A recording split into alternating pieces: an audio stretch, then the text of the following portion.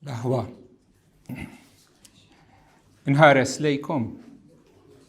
Ħafna minnkom nafkom u ħut minnkom nafkom sew. U naf naqra f'wiċċkom dak illi ġarrabtu matul ħajjitkom. L-ansjetajiet, il-problemi, xuħut minnkom għaddejtu minn problemi enormi. Jiena nnifsi minix bniedem illi ma nafx ninkwieta, anzi, jekk ma noqgħodx attent nkun mikul bl-ansjetà. Però għalina il-Mulej Alla għandu weda. Il-weda ta' slim perfett. Ħalli naqralkom minn Iżajja kapitlu 26 l-ewwel 4 versi oqgħdu attenti għalihom. F'dak il-jum se titkanta dil kanzunetta f'art il-Ġudea. Għandna belt qawwija u waqqaf il-ħitan u l-bastjuni għas-salvazzjoni. Iftħu xtabi sabiex in-nazzjon ġust jidħol dak li jżomm il-fedeltà. Lil min hu sod fil-moħħ se jżomm fis-slim perfett. Għax hu jafda fik. Afdaw fis-sit għal dejjem, għax fis-sit is-sit innifsu għandna blata dejjema. Il-weda ta' slim perfett għal dawk illi huma iffukati fuq Alla, għal dawk li jafdaw fih. Din hija l-weda li jagħtina l-Mulej illum. Ejja naqbduha, ejja nagħmluha tagħna. Hija weda li tot għalina li aħna kbar, għalikom li għadkom żgħar, irġiel, nisa, dawk li huma b'saħħithom, dawk li mhumiex, dawk li għaddejjin bħalissa minn żmien ta' tranquillità, imma fil-futur min jaf se jkollkom. Dawk bħalissa għaddejjin mill-inkwiet. Hija weda tajba ta' slim għalissa f'din il-ħajja, hija weda li ssib ċertament il-milja tagħha fl-eternità. Slim perfett. Infatti, il-kelma li juża mhux slim perfett, imma jgħid shalom, shalom, slim fuq slim.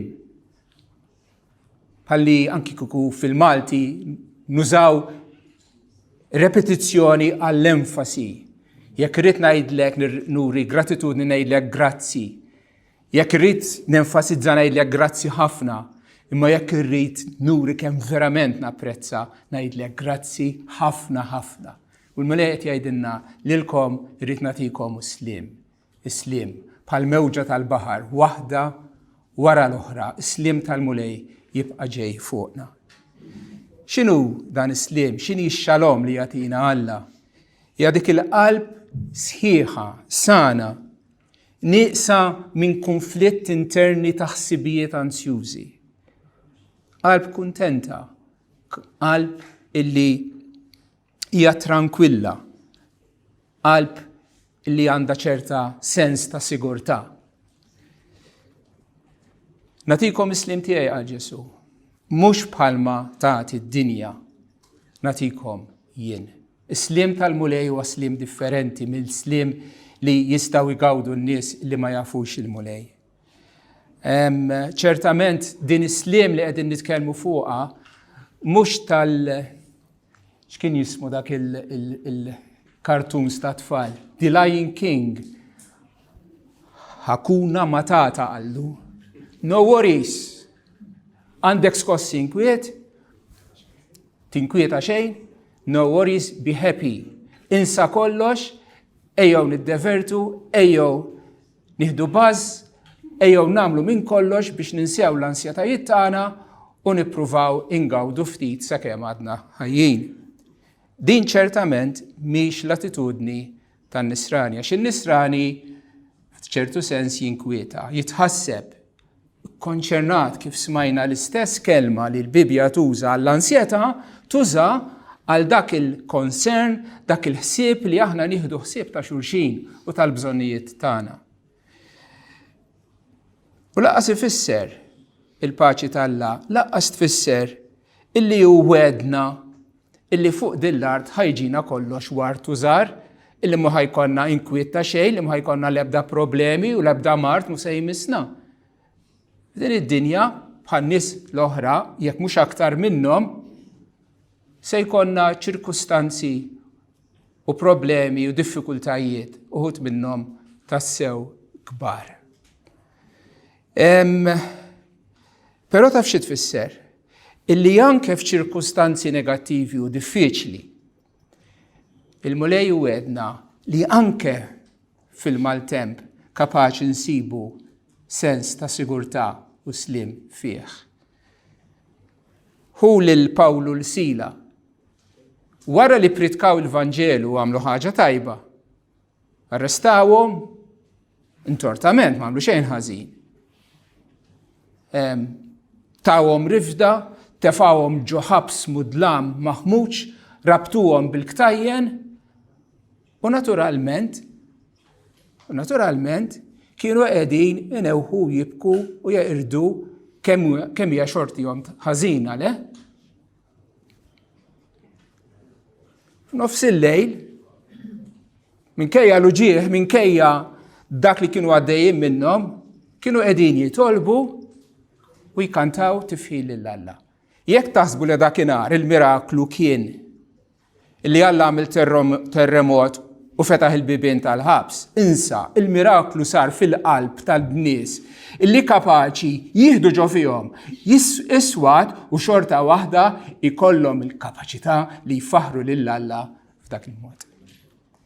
Jew inkella Filippin kapitlu 4, l-Apostlu Pawlu jiddeskrivi kif hu tgħallem ikun kuntent kemm meta ikollu biżżejjed biex jiekol u abbundanza u kemm meta ikun fil-bżonn, meta m'għandu xejn, meta nieqes. Xi ħaġa tal-għaġeb illi inti il-kuntentezza ta' qalbek ma tkunx tiddependi fuq iċ-ċirkostanzi hemm barra, imma fir-relazzjoni tiegħek ma' Alla. Bħalma is-salmista jgħid il-mulej u r-raj tiegħi. Allura jirraġuna xejn ma jonqosni. Jekk il-mulej huwa r-raj tiegħi li jaf li ħajħu sibi u poġġini f'merati ħadru sewwa wkoll. Imma is-salmista ma jaqafx hemm għax il-ħajja mhix biss merati ħadru u nixxijat ta' ilma frisk. Kulħadd f'xi ħin jew ieħor irid jgħaddi minn dak il-wiet mudlam tal-mewt. Imma x'jgħid is-salmista? Iva għalkemm nimxi fil-wiet ta' dell il-mewt ma nibża minn ebda ħsara. U x'inhi r-raġuni li jagħti? Għax int miegħi. Iċ-ċirkostanzi huma ħżiena, il-problemi huma kbar, imma jien m'iniex waħdi. Jien għandi lilek mulej biex twennisni, biex tqawwini, biex tenni, anke fl-aktar momenti diffiċli ta' ħajjitna. Hawnhekk pinġejt żewġ stampi, litteralment fin-notes tiegħi. Għandna l-ewwel stampa biex niddeskrivu dan il-paċi, din ix-xalom li jagħtina l-mulej. L-ewwel stampa hija xena sabiħa ta' baħar żejt, xemx, bla sħab, sabiħ idilliku, tranquillità kbira. Dik hija l-ewwel stampa. Baħar kalm. Ħadd erba' ritratti sbieħ ukoll. Imma mbagħad ħadd ritratti wkoll ta' baħar. Irid jibla l-art u għandek din il-blata li qed tieħu ġo fiha dal-maltemp u l-mewġ jitkisser magħha, sema iswed, sħab, xita, imma hemm din il-blata fih. Liema waħda minn dawn iż-żewġ stampi jiddeskrivu il-paċi li jagħtina Alla? L-ewwel jew it-tieni waħda? Ekku Elisabeth, it-tieni waħda fil-ħajja hemm mumenti ta' tranquillità ta' wkoll, imma anke fil-mumenti illi hemm dak il-maltemp f'ħajtek, hemm dik il-blata soda bħalma qalilna afdaw fis-sit, għal dejjem, għax fis-sit, is-sit innifsu għandna blata dejjema. Hemmhekk insibuh il-paċi. Meta aħna nafdaw fih. U l-fiduċja tagħna falla, hija murija b'3 modi li jgħidilna l-Apostlu Pawlu fl-ittra lill-Filippin. L-ewwel nett bit-talb, billi nieħdu kontroll ta' ħsibijietna, u t-tielet bl-azzjoni tajba. Toħduwix minni, ħalli naqralkom il-passaġġ mill-ittra lill-Filippin kapitlu 4 fejn jgħid vers 4 ifirħu dejjem fil-mulej. U nerġa' ngħid ifirħu. Ħatkun magħrufa l-ħlewwa tagħkom mal-bnedmin kollha, il-mulej viċin. Tħabbtu raskom b'xejn, tkunux ansjużi, tħabblu raskom b'xejn. Iżda f'kull ħaġa ħalli dak li jkun jeħtieġilkom ikun imarraf lill-Alla bit-talb, bitħannin jew petizzjoni, u bratt il-ħajr jew ringrazzjament. U s-slim tal-Alla li jisboq kull den iħarsilkom qalbkom u moħħkom fi Kristu Ġesu. Mill-bqija. Ħuti, il-ħwejjeġ kollha li huma veri, il-ħwejjeġ kollha li huma xierqa, il-ħwejjeġ kollha li huma ġusti, il-ħwejjeġ kollha li huma safjin, il-ħwejjeġ kollha li jistħoqilhom imħabba, il-ħwejjeġ kollha li huma ta' fama tajba, jekk hemm xi virtu, jekk hemm xi tifħir, fuq dawn il-ħwejjeġ għandkom taħsbu.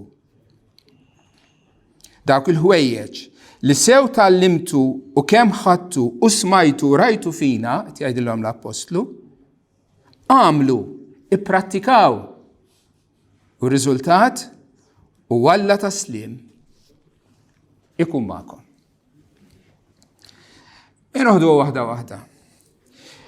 Il-fiduċja tagħna falla nurwa l-ewwel nett fit-talb. Għaliex Alla jinteressah f'kull aspett ta' ħajjitna. Kemm meta aħna sewwa, kemm meta maħniex, kemm meta b'saħħitna, kemm meta aħna morda, kemm meta għandna problemi fil-familja, kemm meta għandna problemi fil-Knisja, kemm meta jkun hemm tensjoni fil-pajjiż jew fid-dinja, kemm meta għaddejjin bil-ħajja ta' kuljum, kemm jekk għandna problemi fuq ix-xogħol, u saħansitra meta nkunu morda, u saħansitra meta nkunu wkoll fit-tmiem ta' ħajjitna. Alla jimpurtah minn kull aspett ta' ħajjitna, il-fiżiku, l-ispiritwali, kollox. U għalhekk la darba Alla sar permezz tal-mulej Ġesu Kristu missierna u għal-privileġġ tagħna illi mmorru għandu u nitolbuh. Itfaw fuqu, jgħidilna l-Apostlu Pietru, itfaw fuqu lem kollu tagħkom. Għalfejn? Għaliex u juħsibkom u jimpurtah minnkom. Immaġinaw f'dan il-moment fis-sema Alla l-missier jaf bik, jaf x'ismek, jaf iċ-ċirkostanzi tiegħek, jaf mixi għaddejja, Alla qed jgħidlek iżommhomx għalik dawk il-problemi, dak l-inkwiet li għandek, għalfejn qed iġġorru fuqek. Itfa' fuqi, jiena jimpurtani minnek. Immaġina jien bħala missier li t-tfal tiegħi jkunu għaddejjin minn xi inkwiet u jibqgħu ma jgħidulix. Kważi, nieħu għalija. Għax jien qiegħed hemm, jiena nħobbhom, jiena rridhom jiġu għandi biex ngħinhom. Bibja tgħidilna kif għadna kemm rajna biex bit-talb, bitħannin jew petizzjoni u b'ringrazzjament. Qabel isemmi l-petizzjoni ġifieri dak il-bżonnijiet speċifiċi li għandek bżonn, l-Apostlu Pawlu juża kelma ġenerali għat-talb illi tinkludi mhux biss isa il-lista tal-grocery li nagħmlu, irrid nixtri din u din u lilla għandi bżonn din u din bil-mod. It-talb qabel xejn ħatersa lejn Alla u tinvoka lill-ismu b'kull rispett, b'kull umiltà kif jgħidilna Pietru, umiljaw ruħkom taħt l-izzja tagħna tal-Alla. U nersqu lejh bħala Alla, qaddis, ġust, is-sit tal-univers, ir-re tar-rejiet, m'intix qed tersaq għand bniedem bħalek. Qed tersaq lejn Alla l-imbierek, Alla li l-anġli jagħtu wiċċhom meta jersqu qudiemhom. Nersqu b'reverenza, b'qima, b'adorazzjoni. Bistqarrija ta' dnubiet ukoll. Imma mbagħad bil-petizzjonijiet iva, lill-Alla ngħidulu mulej għandi dil-problema. Nixtieqek issolvili, nixtieqek tagħtini l-erf, nixtieqek tagħtini il-qawwa biex insolvija. Imma x'nagħmlu aħna ngħidulu x'vera. Għal xi raġuni stramba. Għal xi raġuni stramba. Meta nkunu għaddej minn ħafna inkwiet, donnu anke t-talb jinxef. Vera. L-ironija hi li iktar m'għandek bżonn lill-Alla, inqas titlob. Għalhekk waħda mill-għanijiet li ħankantaw anke wara il-prietka, nkantaw lil xulxin u ngħidu x'ħabib aħna għandna fi Kristu. Li bih dnubna ġa maħfur. Taf x'inhu l-ewwel inkwiet u l-ikbar inkwiet li għandna? Li aħna midinbin, li aħna taħt il-kundanna tal-Alla u ħaqna l-infern. Dak huwa l-ikbar inkwiet tagħna.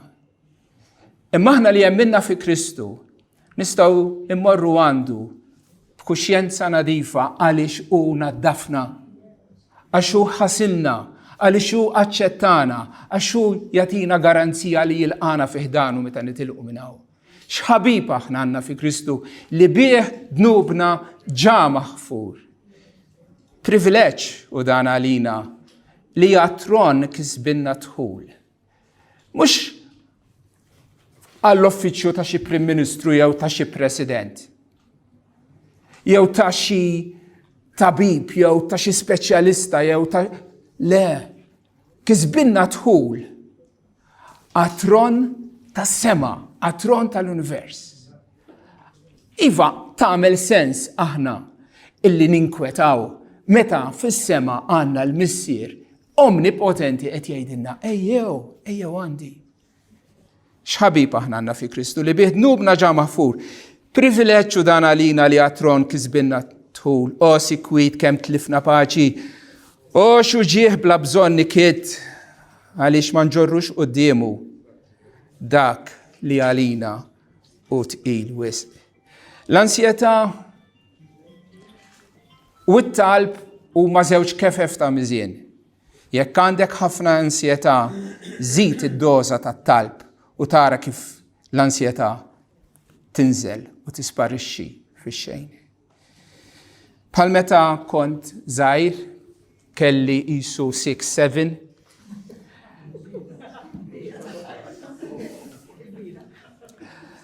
u ommi kienet tibatni għand Gerita biex nixtri kwart konserva jew jinnaf xi wiżna patata tqila wisq. Insomma, biex imur nixtila, biex nġib il-ħobs u l-bezzun. Li sakemm jasal id-dar nkun ħadd biċċiet sewwa minnu. Problema waħda kelli. Li bejn id-dar tagħna u l-ħanut ta' Gerita tal-merċa, neighbor partikolari kellhom kelb. Iswed, ikraħ, aħrax, verament tal-waħx. U niftakar kont ngħaddi min naħa l-oħra ta' triq. Bil-mod. U vjeroni. Kien iwerwirni. U ma stajx nitlaq niġri għax probabbli kien jaqbadni. Darba minnhom missieri qalli ħammur għand San Gerita, tiġi miegħi. Qalli qedlu, of course. Qedlu żgur. U refani fuq spaltu niftakar. U għaddejna quddiem l-istess kelb, ikraħ u waħrax bħas-soltu. Imma d-darba ġo fija ma kienx hemm biża'. Ġo qalbi kien hemm sens ta' sigurtà u paċi u l-kelb nħares lejh u nisfidah. Illum min tissed bażani. Mhux għax kbirt, mhux għax sirt b'saħħti, hemm issajjat ma' missieri u ma' missieri nagħmel l-arja. Però jgħid xi ħaġa stramba l-Apostlu Pawlu f'dan kollu. Illi meta jgħid ħallu l-petizzjonijiet tagħkom ikunu marfin lill-Alla, qabel il-petizzjonijiet jgħid bit-talb, bitħannin u ringrazzjament. Ma taħsbux li jagħmilha fil-post il-ħażin il-kelma ringrazzjament. Mhux l-ewwel titlob bħal meta nkun fil-klinik u l-tfal li nkun rajt ikunu kbar u bil-permess tal-ġenituri tagħhom nagħtihom ċikkulata Kinder. U tarahom it-tfal ma jinsewx jiġi xahrejn jew tlieta wara. Il-ġenituri lesti biex jitilqu u jiġi ħdejk ħares lejk speċi Kinder, u ntih Kinder. U jaqbada u jitlaq jiġri bija. Kważi dejjem. Ma nafx li jkun hemm tifel jew tifla waħda li b'mod spontanju tgħidli grazzi. Allura l-ġenituri jgħidulu ejdlu thank you lit-tabib, ejdlu thank you. U qisu 10% minnhom jirnexxielhom toħroġilhom il-kelma thank you. U ħafna drabi minn taħt l-ilsien. U probabbli huwa l-istess proporzjon tagħna l-Evanġeliċi għal barkiet kollha li tina l-mulej. Kemm aħna nies grati, għajduli intom. Kemm aħna verament nies grati. Bniedem li huwa rikonoxxenti li għandu qalbu mimlija bil-gratitudni lejn Alla min tissa ssibu ansjus. Min tissa ssibu hekk mor fil-ħajja tiegħu. Ma jmorrux flimkien il-gratitudni u l-iskuntentizza u d-gergir ma jmorrux flimkien. Meta kontra l-ħalel tikkumbanti int, meta mingħajr ħeġġa taħtom tkun intfint, qott malajr barkietek waħda għalik u tiskanta xtak u x'għadu jrid jagħtik. Għax ħassejtek mobbi b'toqol ta' nkwiet inkella salibek jidellu il-wis, qott malajr barkietek dubji jtiru lem u titgħallem tanni sa mal-jum jintem. Anke qabel il-mulej laħwa, anke qabel il-mulej isolvilek il-problema tiegħek. Ħafna drabi jekk inti titlob u titlob mill-qalb u tafda lilek innifsek f'idejn Alla, tibda tħoss il-paċi tiegħu anke qabel il-problema tkun solvuta. U hemmhekk iridu naslu laħwa. Mela, il-fiduċja tagħna falla tidher fit-talb l-ewwel qabel kollox. Imma l-fiduċja tagħna falla hija espressa wkoll fi ħsibijietna. U ċ-ċentru tal-battalja tal-ansjetà huwa fejn? Aw fuq. Fil-moħħ. Hemmhekk hija miġġielda l-battalja għall-ansjetà jew għall-paċi tagħna. Ħsibijiet ansjużi u min jaf u kif u min jaf se jiġrili u minix kapaċi u il-problema kbira wis u ħajjejt u naħseb fil-vojt, ħsibijiet li mhumiex produttivi bħalli kieku għandek karozza mwaħla fit-tajn, it-tajr siduru fil-vojt imma misejra mkien. Dawk huma ħsibijiet ansjużi. Għalhekk il-Bibja tgħidilna illi minflok dawk il-ħsibijiet u rajna l-lista sħiħa biex naħsbu u nikkonsidraw u nimmeditaw fuq dawk il-ħwejjeġ li huma vera u tajbin u safjin u ġusti u dawk li jixraqilhom imħabba u dak li jixraqilhom li jkunu mfaħra. Sibijiet pożittivi, sibijiet bibliċi wara kollox. Sibijiet li ndawru l-ħarsitna lejn Alla kif smajna tal-għodu. Għaxek ħat tiffoka fuqek innifsek u fuq il-problemi tiegħek, l-ansjetà mhux se tonqos, l-ansjetà ħad iżdied għax fik innifsek inti taf illi m'għandekx ir-riżorsi biex tirbaħ. Taf id-djufija tiegħek, taf li hemm barra hemm forzi ikbar minnek. Imma jekk inti ħsibijietek tibda titgħallem tirraġuna Imma hemm Alla fis-sema, Alla sovran, omnipotenti, Alla huwa missieri, Alla jieħu ħsiebi. Il-ħsibijiet tajbin se jwarbu ħelu il-ħsibijiet ħżiena. Irridkom bħalissa nagħmlu esperiment żgħir.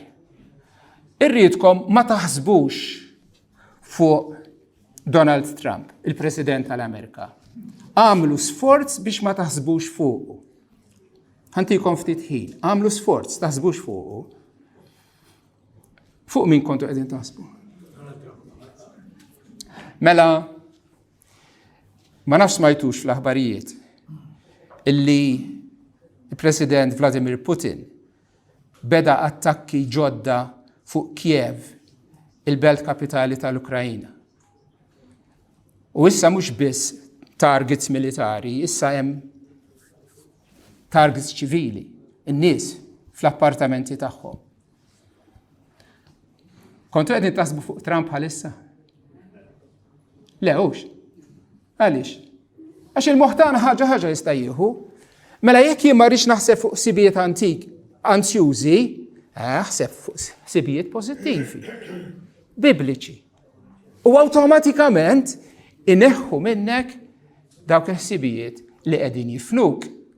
Però dan mhux trik psikoloġiku. Il-verità hi li meta aħna naħsbu min huwa Alla tagħna, allura ikonna kull raġun li nagħmlu konfidenza anke fl-ar momenti ta' ħajjitna.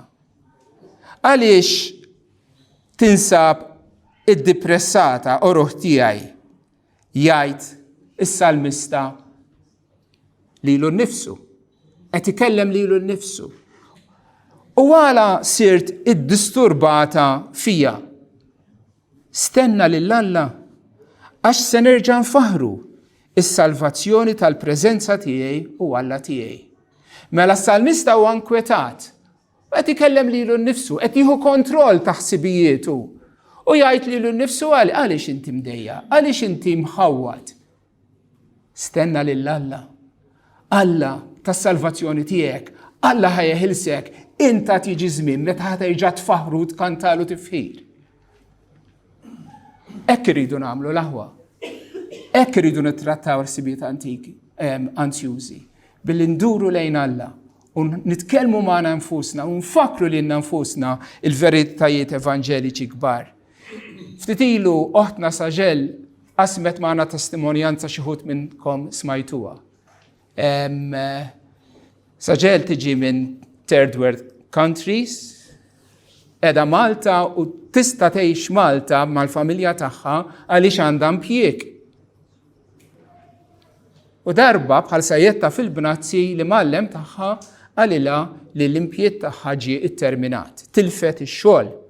U kull ma kellha perjodu qasir ta' 30 jum illi fih riedet issib xogħol alternattiv. U jekk ma ssib xogħol alternattiv, xiġri bażikament ikeċċuha minn pajjiżna.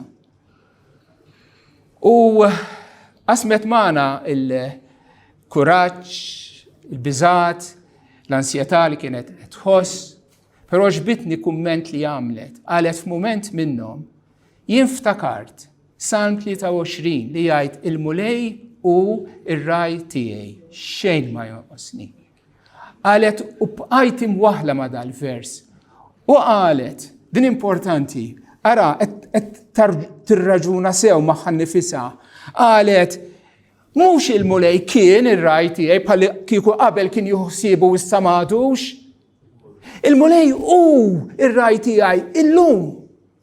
Meta qiegħda bla xogħol, meta għada ħatkun il-ġurnata li ħanitkeċċa minn Malta. U lanqas qalet ma jgħid il-mulej se jkun ir-raj tiegħi, forsi ħajjuħsibi fil-futur le. Il-mulej u r-raj tiegħi llum u għalkemm is-soluzzjoni m'iniex nara, jien ħanibqa' nafda fih. U hemmhekk se tesperjenza x-xalom tal-Alla, l-paċi tal-Alla f'qalba. Meta kont Joseph għamel referenza u qara wkoll f'Mattew kapitlu 6 li Ġesu għalinna ħarsu anke l-safar. ħarsu l-safar. La jaħżdu, la jizzeraw, la jaħżdu, la jaħżnu, missirkom jagħtihom xieklu.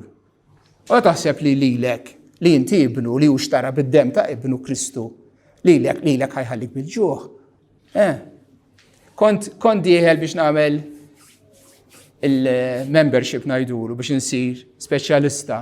Kont Londra diħel fil-kulleġġ tal-pediatricians, Beżan, Anzjus, u jena u diħel fuq il-ħaxix kien hemm dawla safar inaqru fil-ħaxix. U l-mulej għatlu Iva għandek raġun, inħati ħossibi. Asfur kull ma kelli bżonn nara biex niftakar li jien mhix diħel hemmhekk waħdi. Imma l-mulej tiegħi ngħaddi jew ma ngħaddix, qiegħed miegħi. Asfur qal lill-ieħor għalfejn il-bnedmin bħal donnom bla sabar, bla slim, mifxulin. Għax forsi għal ieħor fis-saran fl-inkwiet missier jieħu ħsiebhom m'għandhomx fis-smewiet. L-aħwa ma nħallux la safar jitkażaw bina. Meta jarawna nkwetati u rasna maqtuwa, isna t-tiġiġa brasa maqtuwa għaddejjin, meta aħna għandna missier fis-smewiet li jieħu ħsiebna. Tajd li jena niprofa nagħmel kif qed tajt, niprofa naħseb sibijiet pożittivi, niprofa naħseb falla fil-kobor tiegħu fil-fatt li hu missieri. Ma għal-ftit ħin imbagħad il-ħtibijiet jerġgħu jiġu. Se nagħmel f'dak il-każ? Xi trid tagħmel? Go back to square one. Erġa' ibdel dak is-sibijiet negattivi ma' sibijiet dwar Alla. Erġa' ftakar min hu Alla u x'għamel għalik. U jekk tiġri 3 darbiet, għamela 3 darbiet, u jekk tiġri 15 darba, għamela 15 darba, ma tqatta ta' qalbek. Il-ħsibijiet anzjużi ġilidilhom billi tibdilhom ma' ħsibijiet dwar Alla, it-tjieba, il-kobor u l-imħabba tiegħu lejk. It-tielet mod kif nuru l-fiduċja tagħna f'Alla, l-ewwel għadna bit-talb, it-tieni billi nieħdu ħsieb kontroll ta' ħsibijietna u t-tielet hija fiduċja espressa femil tajjeb. Il-fidi u it-talb mhumiex passivi. Il-fidi ta' dak li jitlob lil Alla ħobżna ta' kuljum għatina llum, imbagħad jintefalek bil-qiegħda fuq is-sufan jistenna il-bajtra ta' afħalqu, dik mhix fidi biblika. Dik hija preżunzjoni, dik hija superstizzjoni, ċertament mhix fidi biblika. Għax fil-waqt li aħna nafdaw f'Alla li jipprovdilna l-ħobżna ta' kuljum, l-istess kelma t'Alla tgħidilna illi min ma jaħdimx ma ħaqqux jiekol. Mela x'inkun qed nitolbu lil Alla meta tlabtu missiena li inti fis-smawiet ħobżna ta' kuljum agħtina llum. Qed ngħidlu mulej niddependi mhux għax jien għandi x-xogħol garantit jew għax għandi l-flus jew għaliex nista' mmur il-ħanut nixtri, jiena nirrikonoxxi li kull ħaġa tajba li għandi ġejja minnek. Għatini l-għajnuna, provdi li x-xogħol, għatini s-saħħa biex immur ix-xogħol biex ikollix nitma' lill-familja tiegħi. Dak li nkun qed nagħmel. Il-fidi, it-talb mhumiex passivi kif jaħsbu xi wħud fostna l-evanġeliċi. Altru, darba kien hemm wieħed Kristjan tani magnet li twaħħala mal-friġ kienet miktub let go and let God. Tlaq kollox, ħakuna matata u ħalli lill-Alla. Skużi. U fejn Alla qalli li huwa dmir tiegħi li għandi naħdem, noqgħod bil-qiegħda ċiċċibeq u nistenna lilu. Le, dak li huwa dmir tiegħi jrid nagħmlu jien. Ma fl-istess ħin fiduċja sħiħa fih. So it's not let God. Let go and let God. Ħanamel ftit differenti. Let God and let's go. Għax għandna x-xogħol x'nagħmlu. Ipprattikaw dawn il-ħwejjeġ jgħidilna, qrajnija, dawk il-ħwejjeġ li smajtu rajtu u għallimhom l-Apostlu Pawlu għamluhom. L-Apostlu Pawlu tgħallem ikun kuntent meta ma kellux jiekol, meta ma tawx biżejjed support l-insara. U kien jaf da falla. Allora x'kien jagħmel? X'kien jagħmel? Kien jaqbad it-tinet jaħdem biex ibih it-tinet biex jaqla xi jikol għalih innifsu u għal dak li kien hemm madwaru. Tgħidli noqqas ta' fidi min naħa ta' Pawlu, le, erġajt qed ħawwat il-fidi mas-superstizzjoni. Il-fidi falla tfisser jiena nafda fik u ħanuża dawk il-mezzi li inti stess tipprovdilli biex inkun parti mit-tweġiba tiegħek.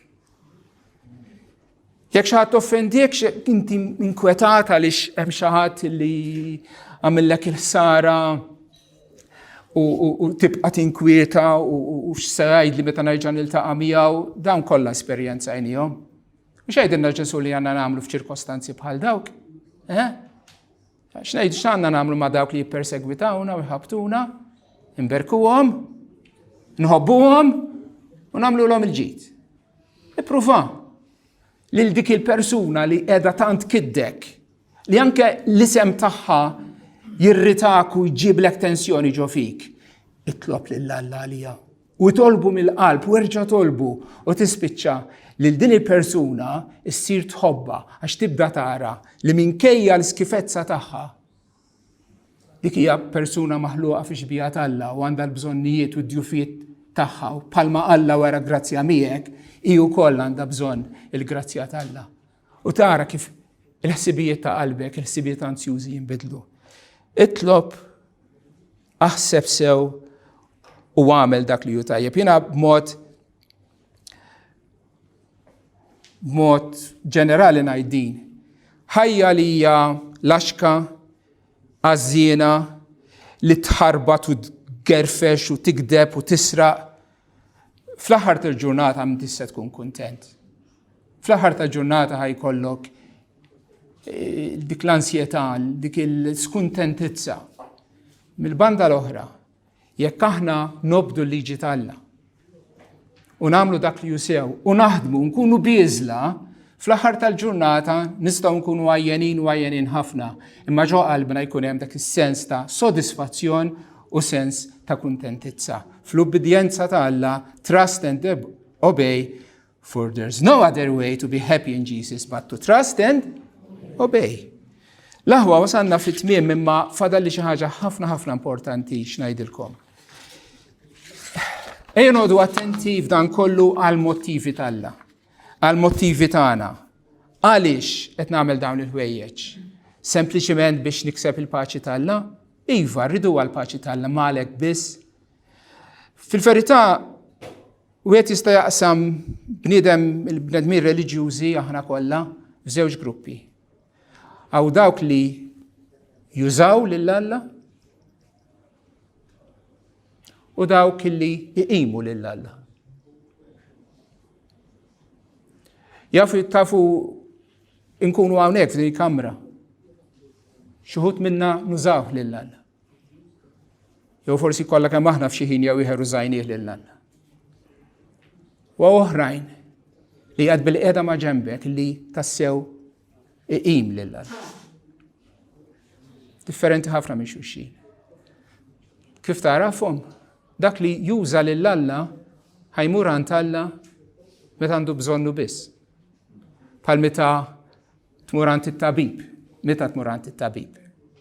Ma naħsibx li tagħmel appuntament u tidħol għandu u jgħidlek x'ġabek. Tgħidlu le, xtaq naqra komunjoni miegħek, naqra xirka ħelwa miegħek.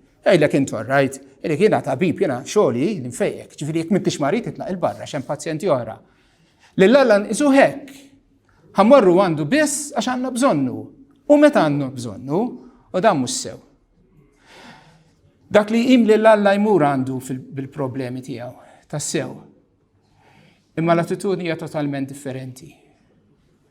U anke jekk Alla ma jwiġbux, jew ma jwiġbux fil-ħin li ritu, jew bil-mod kif iritu, lill-Alla jgħidlu ma nistax nifhem għalfejn baqgħet fuq il problema, ma jiena lilek inħobbok. Jiena aktar minn kollox wara kollox irrid lilek. Il-komunjoni tiegħi miegħek.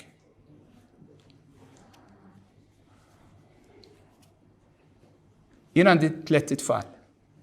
U nistennihom meta jkunu fil-bżonn jiġu għandi. U jiġu tibżax. Imma l-ħares ikellmuni biss. Pa għandi bżonn 10 euros, jew pa għandi bżonn tenni f'din il-problema li għandi u daqshekk jien nieħu gost. Impoġġi bil-qiegħda madwar il-mejda mal-mara u t-tfal u nieklu flimkien u jkollna dik ix-xirka u nitkellmu bejnietna. Il-Alla ma nqisuhx bħalli kieku xi tabib li morru għandu meta għandna bżonnu biss. L-Alla rridu mmorru għandu bħala ulied ma' missieru.